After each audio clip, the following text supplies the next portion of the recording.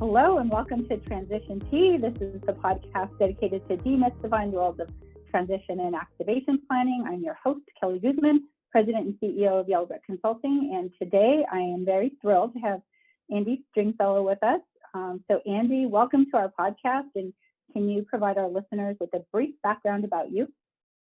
Yep. I'm Andy Stringfellow. I'm at Keck Medicine of USC, which is USC's private health system.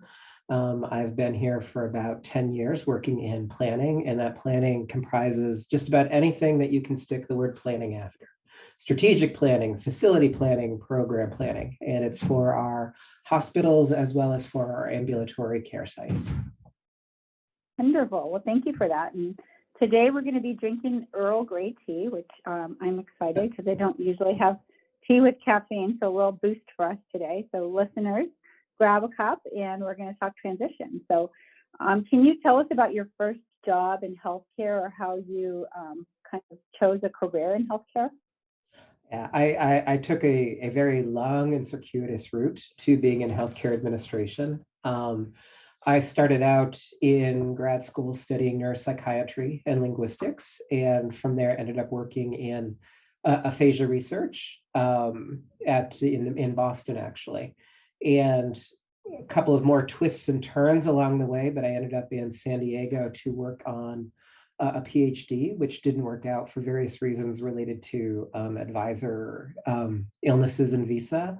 So I transitioned from healthcare or research in clinical populations to kind of administration of clinical. So I transitioned from studying clinical populations at UC San Diego to working at UC San Diego Medical Center in the planning department. And I have been consistent, though I've stuck with planning since I transitioned into healthcare administration.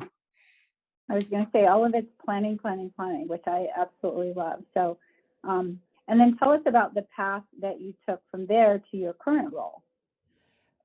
So I started out, as I was indicating, my background was in research. And so I kind of transitioned from research into administration, but a lot of the same skills for planning related to analytics, analysis, actually laying things out in an orderly way, trying to be able to explain what you're doing, transitioned into the planning department of a hospital.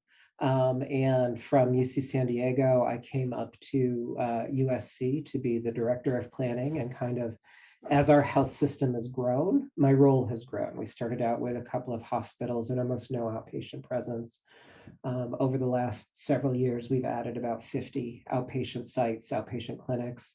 We added a third hospital, and are in the process of adding a fourth hospital. We've done a lot of joint ventures with other healthcare entities, both hospitals and other entities. And so my role started out with a specific hospital and has now grown. As we've grown into a health system, my role has expanded to take on those various aspects of our entities. Incredible. So, I mean, as you said, a long circuitous route to get to here, but I'm very happy, and I know all of the folks at USC are super happy and lucky to have you. So, and we're both from California, and California is one of the most regulated states in our country. And I work across the country, and I would say Pennsylvania is just right there with us. So how do you stay on top of all of the various regulatory requirements, not only just, with the hospital, but you said like 50 plus different locations? You can't. You just can't. And for me anyway, that's been part of it, is to, at a certain point, you just have to accept that. In California, as you mentioned, and in addition to just the state regulation, we have hospitals that are regulated, or healthcare entities that are regulated both by the Joint Commission as well as DNV, each of which has their own set of things. Then we have Medicare and all of its regulations.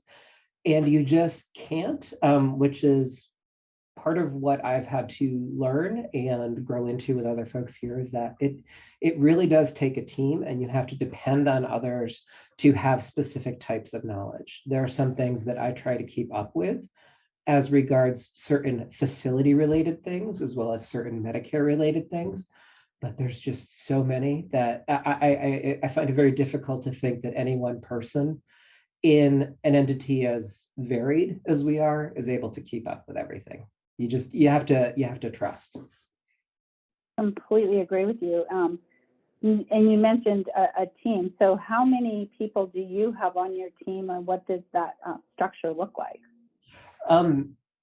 Again, that's a circuitous answer to things. So one of the aspects of my job is related to design and construction of our physical spaces. And for that, we have a small employed team of approximately 5 folks. But then we have a lot of things that are run for us by the university, and or we engage third-party folks. So we have about 100 design and construction projects going on at any given time.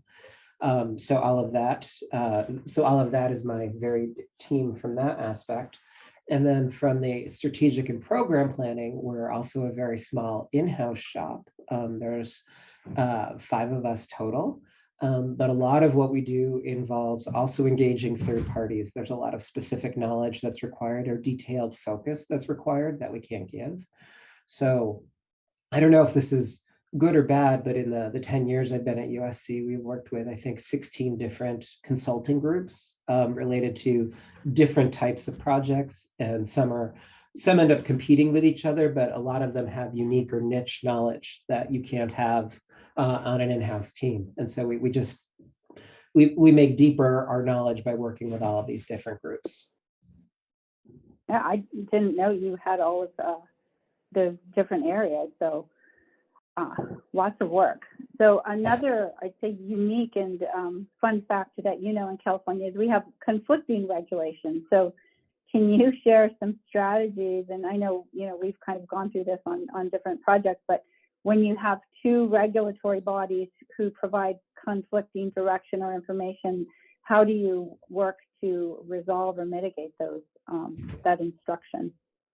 This has, I'm going to use a phrase that has unfortunately become a little bit loaded, but it actually does exemplify it. It's stand your ground.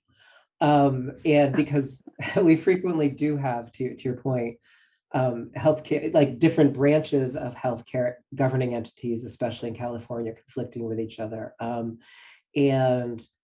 It's just very helpful to articulate your position and not back down from it. And I can give a specific example, this relates to, and forgive me if this gets too detailed, but for one of our sites, we had the surveyors from the California Department of Public Health saying that, okay, everything seemed good with this brand new site, but they couldn't officially recognize it as being licensed to provide care to patients because the medication machine didn't have medication in it.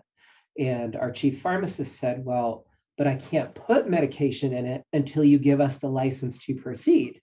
So it turned into a bit of a round and about, and we were very clear, but consistently articulated our position that pharmacy is regulated by the Board of Pharmacy. We are not able to put medication in this machine until it's a licensed entity. So until we receive the license to provide care, we are not able to stock. And it was just a matter of repeating that consistently. And we eventually negotiated where, okay, it's good enough. And then when we get back to the office, we will send you your license to provide care. So it worked out. But yeah, it's just articulate and be consistent. Do you ever practice in the mirror in the morning when you know you're going to have a difficult, day such as that? No, but we've done it enough times that there are several folks that are consistently participate both in our licensing, like our new site licensing surveys, as well as our ongoing accreditation surveys. And originally, like when we first started on this long odyssey of 50 plus new sites and things like that, we would rehearse a little bit, but now folks feel practiced and comfortable enough that there isn't any more rehearsing, or at least prep work, at least in terms of interacting with inspectors. Deep breath. I'm sure deep breaths certainly help. I do tell clients that we work with that it's like AFib, so atrial fibrillation, you diagnose it because it's regularly irregular. So just because something worked the last time or for somebody else doesn't mean it's going to work this time. So, we do try to stick to the highest standard, but to your point, I think having that story and understanding your rationale and how you work, it certainly is important. Yeah, no, you can't, to your point, I mean, you can't predict either the questions that are going to be asked or the perspective that the individual surveyors are going to take when you're going through a licensing survey. You just can't predict it. Sometimes we've had folks that were very knowledgeable and felt that they could assess in brief interactions with us that we knew what we were doing and we were aware of the regulations. And so we had very quick, 20-minute surveys for new sites. And we had other survey team who, at the height of COVID, brought 2 surveyors plus 5 trainees into a site that was already providing care. And so we were a little taken aback by the numbers, but also it was a COVID, at the height of COVID, and we were just trying to think of how do we keep this safe for everybody involved. I know we've worked on a number of transition and activation planning projects together, both at UCSD and at USC. So what's different about the preparation of an activation of a new facility versus an existing? You kind of touched on that a little bit. Yeah, and so again, we've done this enough that some of the preparation work that we used to do, like as part of planning and design and construction, has been able to migrate to our ambulatory colleagues because they as well have become very experienced in it. But as we are finding with things that are outpatient but not ambulatory, it's not always as simple. And so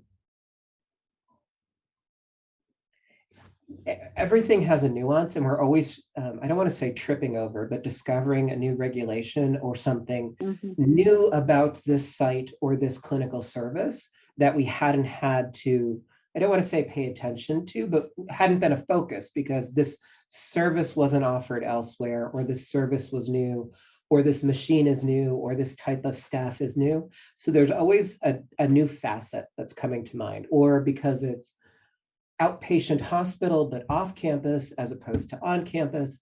So there's just always something new. You just have to be, every now and again, you have to do kind of a stop and listen to make sure, wait, are we approaching this with the right perspective? Because what's different about this? That's just what we find ourselves doing. Absolutely complex. So when you do know that you're going to be activating a new facility, is there a standardized timeline and process that you use with your team to make sure that you have everything, all your I's dotted and your T's crossed? Again, a lot of that has migrated to our colleagues in ambulatory, and it's exhaustive checklists. I believe one of the outpatient hospital department checklists has over 500 items on it. And some of them are very straightforward that you wouldn't open any site with to begin with, which is, do you have sharps containers? And some of them are very much more detailed in practice, related to, do you have ready access to your personnel files and all of the licensing and certification that all of the care providers are going to have and have to demonstrate. So every site, we tend to start with an over-inclusive checklist and then cross out the things that don't apply in the situation, as opposed to trying to start each time building a new checklist. Do you recommend, I know sometimes we've used scripting and, sometimes we don't. Do you recommend using that all the time, or do you have specific times where you say, we'll only use it in specific areas? When you say scripting, are you talking about interaction with surveyors? Is that? Yeah, for the staff, to help them, to give them the script so they don't go down a rabbit hole that you don't want them to go to. Because it seems like part of this is, you do all of your work, you get all your ducks lined up, and then they want to talk to that frontline staff, or they want to talk to the manager. So getting those managers prepared to only answer the question, it's almost like a depot, right? Only answer the question. And that is absolutely the right way of thinking about it. And in fact, I'm very lucky that where I sit, my physical office is across the hall from council. And so I was quite used to the concept of answer the question you're asked. And that's something that we have had to impart to folks. It's like, oversharing is not helpful in this situation. And so it really is. It is like a deposition. Answer the question that you're asked. Don't offer additional information because it can distract from what you're trying to get across, and also opens up new avenues that you probably weren't intending. So yeah, we have had to train managers, supervisors, line staff in just answer what you're asked. Don't offer additional information. So maybe a combo of scripting and then coaching. Yes, I think there's been, well, and this is something that we've learned actually working with you quite a bit, is going through the dress rehearsals and the days in the life. That actually gives folks a lot of insight, and having folks do a mock survey gives folks a lot of insight as to what might be asked, and you're able in the moment during a mock survey to correct folks or to educate them and direct them and guide them a little bit. And so I don't want to make it sound like, we've done enough of this, it's easy. No, we prepare for all of these. And part of that preparation involves dress rehearsals and mock surveys and days in the life. I think the one thing that I always find interesting, and this is just across the country, is, we go in and during those dress rehearsals, if we have extra time, we like to do training, and specifically for surveys, like how to answer questions, and things that don't change, like the fire response, race and pass. Some staff can't answer those questions. Right. So it's like going back to the very basics, like these are things that are in your annual competencies and you should know, but they're just not used to responding to them. And then, the use of badge buddies, like reminding them of the various resources that they have. Interesting.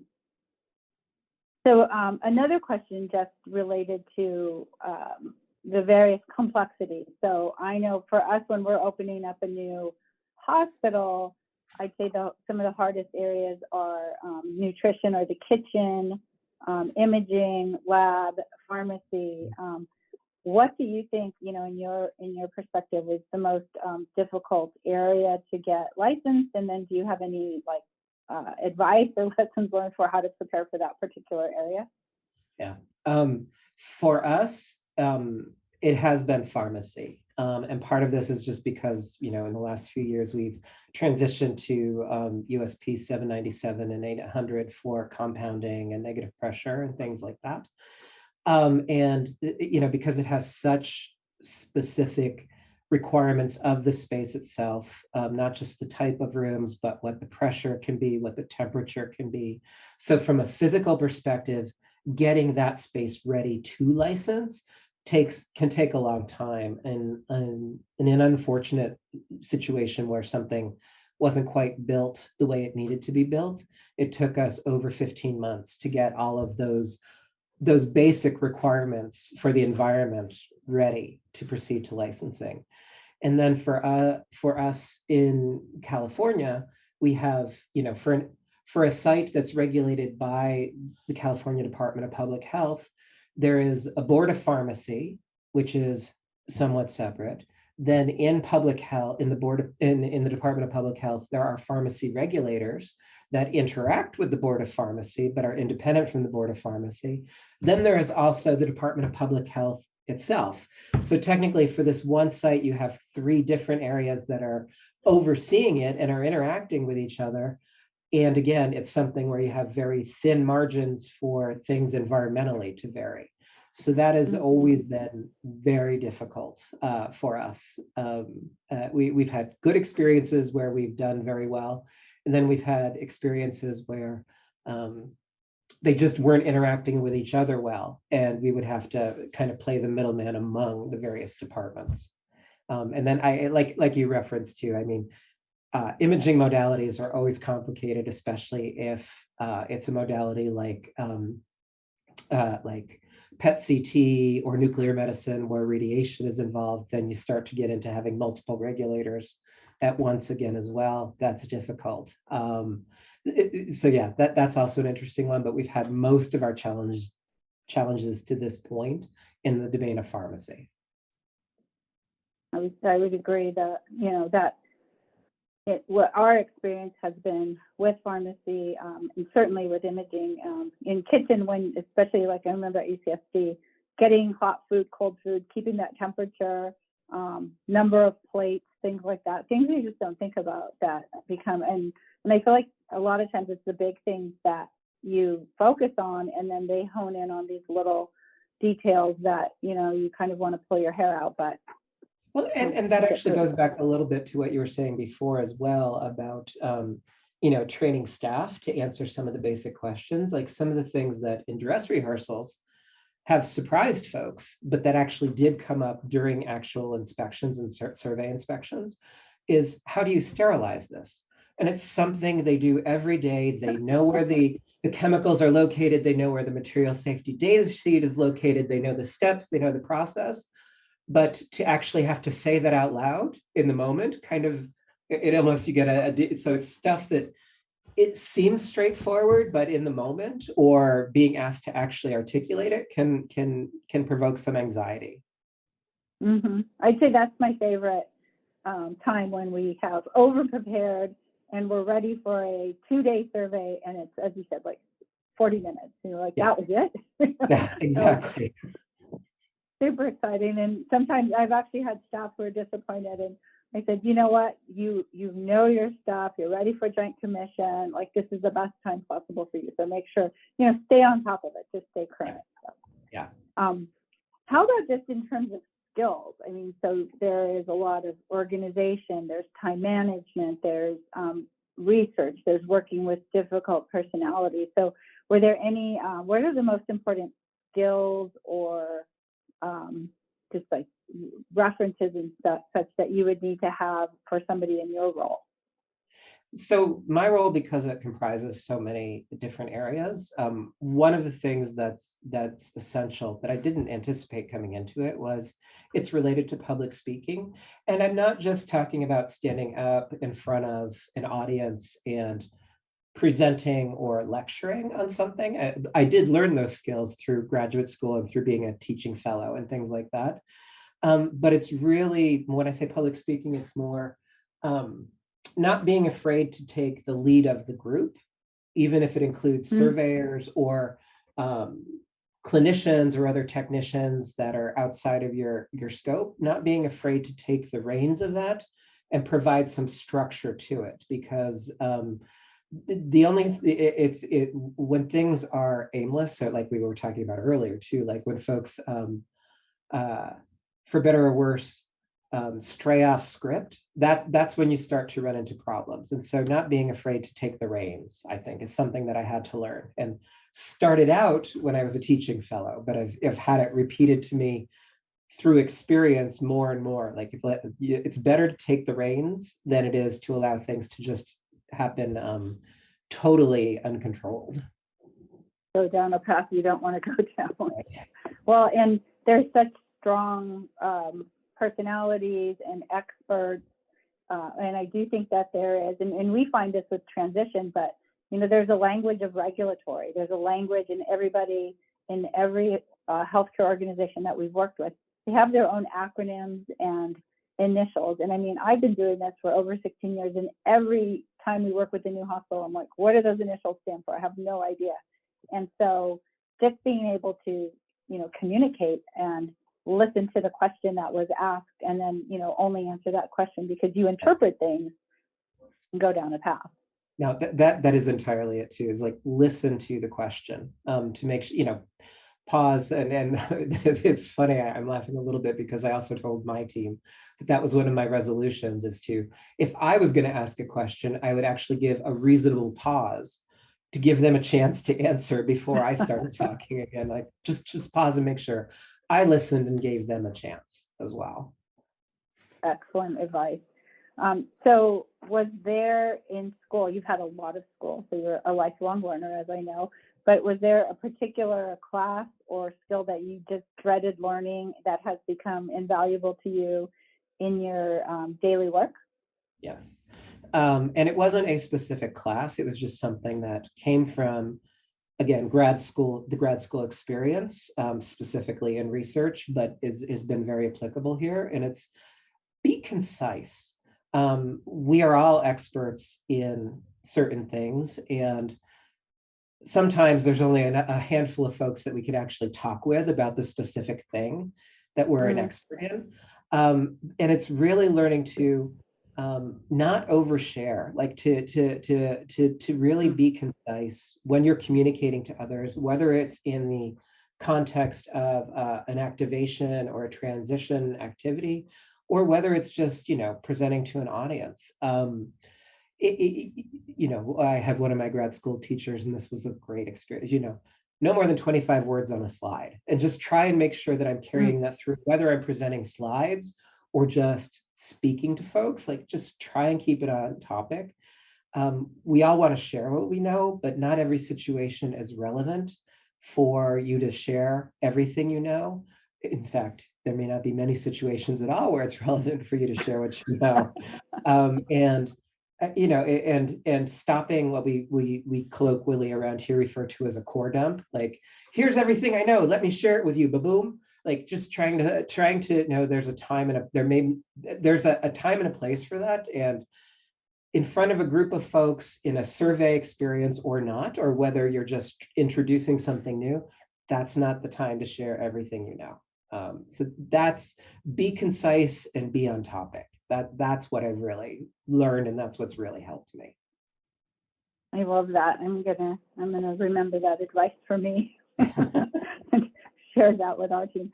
How about any tools? You mentioned you like to, like you've got checklists and stuff, but are there any tools that your favorite tools that you use? You're like, this is the greatest thing. And I know for us, people really not like we have a task list, and they hate the task list, but then we come back a couple of years later and they're like, hey, can you send us one of those task lists, because we need it. So is there a favorite tool that you use and you're like, hey, this is my key to success? It really is. It really is those task lists. I mean, I'd like to say we were organized enough to have everything into some type of project management software, and we could see all the dependencies and everything. But we're not, and things are always changing. So it really is that list and going through it to make sure that we're able to either check something off as ready for this or cross something out as not relevant. But it really, because every situation, every site is different. And so it's, for better or worse, it's always better to start with something overbroad at the beginning and take a couple of hours and go through that than to have a scramble, a few months down the road. Yeah, I would say that I'm the same way. Just have my list, go through it, and then you sleep better at night, and particularly the night before the survey. So one final question. So if you could provide some advice to somebody who is getting in either to healthcare that would like to have a job such as yours, what type of advice would you give them? Well, it's difficult for me to give folks straightforward advice because, as we talked about a little bit, my path here was so circuitous. But things that I've learned being here is that, like we talked about earlier too, it really does take a village to do this. And, you do have to learn to trust that others are experts in their own domains. And so that's one of the things that for us starting out and for anyone getting into this area, because, and as you're well aware too, starting a new project, whether you're licensing it or just designing it, requires expertise from so many different domains as well. You do have to do a little bit of, we joke about doing trust falls in a ropes course and things like that, but mentally and emotionally, you do have to do that. I mean, you can ask a question like about a 500, you can ask all the 500 questions in the checklist, but you have to trust that the person you're asking it to is an expert in their area. Or if they're not an expert, you also have to make sure that they feel empowered to say that, you know what, I don't know the answer to that. Let me get back to you. Because that, both starting out a new project, as well as with surveys and inspections, that's acceptable, right? I mean, or that's more acceptable than saying, oh, it's fine to say, I don't know the answer. Let me get back to you on that. That's great advice. I do just want to have a follow-up question to that because, you have so many different areas. And I know for me, when I was in grad school, I was lucky enough to go with various mentors who had these areas. And I just remember thinking like, wow, I'm only managing one department and I can hardly keep my head on straight. Like, how do you manage 15, 20, 30? So what was the, how did you learn to delegate?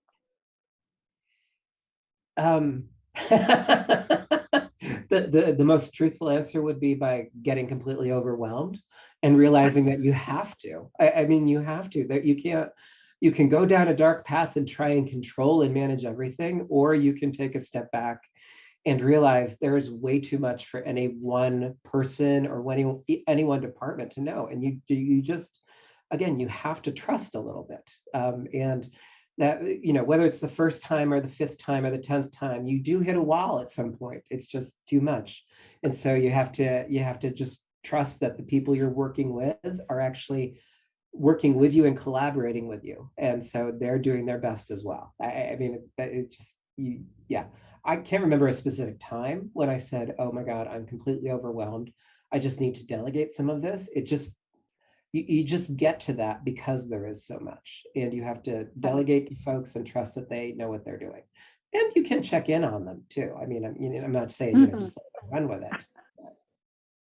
It's funny because I would say that's probably one of the hardest things, like when I've mentored a lot of students, and then even with my own team where they're like, I just can't give that away. I can't give that away. And I'm like, everybody thinks that they can do it the best or better than the other person. But to your point, like, at some point you can't do everything. So you have to, take that leap of faith, which I feel like it really is. I kind of went through the same path where it was just one day I was like, I cannot do all of this. So I'm just handing all these things off and then having your checkpoints along the way. So, well, thank you so much for sharing that and having our tea. I have enjoyed it, and I can feel a little bit of this caffeine boost. So, I do want to do a fun thing, some rapid fire questions for you just for fun. So you a summer or a winter person? Winter. Sports, do you like watching or participating? Watching. Me too, mostly. How about your favorite city in the world?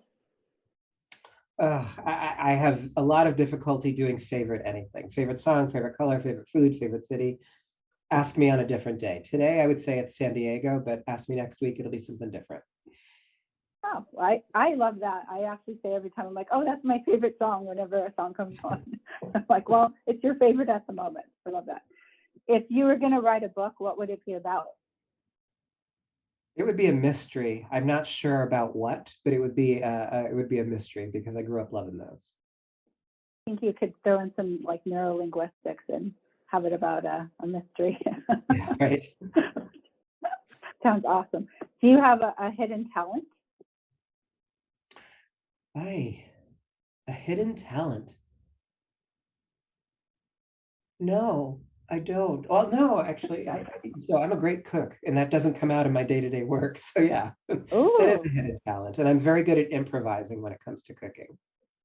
Well, what is your favorite? What is your the best dish that you cook? Your specialty? I'm very good at desserts. I'm very good at cheesecakes. I'm very good at baklava. I'm very good at pumpkin pie with all kinds of spices.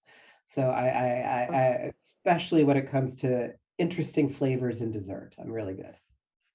Pastry chef, I love it. Okay, one last question. So if you had to change your first name, what would you change it to? Jonathan, simply because. Long story, but we had a cat when I was an infant who was named Jonathan, and that was like the first name that I really learned after my own was Jonathan. Oh, yeah. So wonderful. Well, thank you for sharing so far. Guests want to get in touch with you. Do you have email you can share? So yeah, my email, I changed my name on the screen to show my email, and it's just my name, Andrew.Stringfellow @med.usc.edu. Folks are welcome to get in touch with me that way. Well, thank you so much, Andy, for your time today. And that's going to wrap it up for this episode of Transition Tea. So on our next episode, we're going to be joined by another healthcare leader to chat over a couple of best practices, pour over new insights. And thank you all for listening. So if you want to hear more communications like this one, please subscribe to Transition Tea wherever you get your podcasts. And if you want to see the live videos of our recordings, they're on the Yellow Brick YouTube channel. So until then, cheers.